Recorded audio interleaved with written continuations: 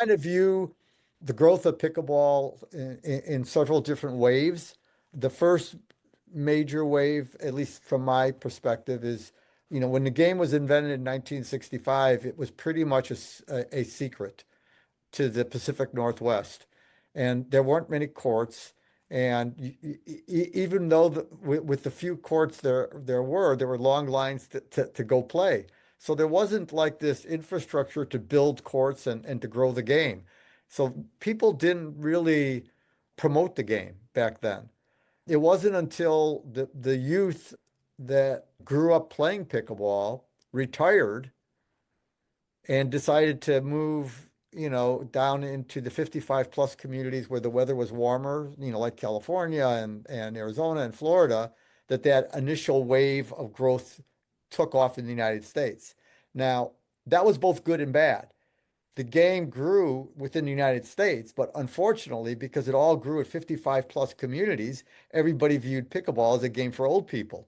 And that stigma stayed with us until probably just 4 or 5 years ago, you know. Probably during COVID, right? And yeah, and COVID was kind of the next wave, right? Because when COVID hit, you could go out and play pickleball in your backyard. You could get a starter kit for $100 or in the street or in an alley.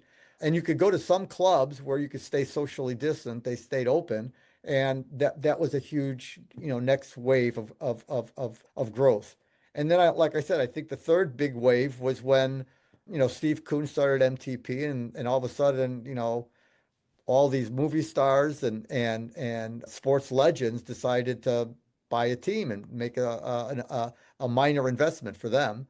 And just hearing the names of guys like, Tom Brady and LeBron James and DiCaprio, and I mean, I can't, there's so many movie stars that are playing pickleball. It's crazy.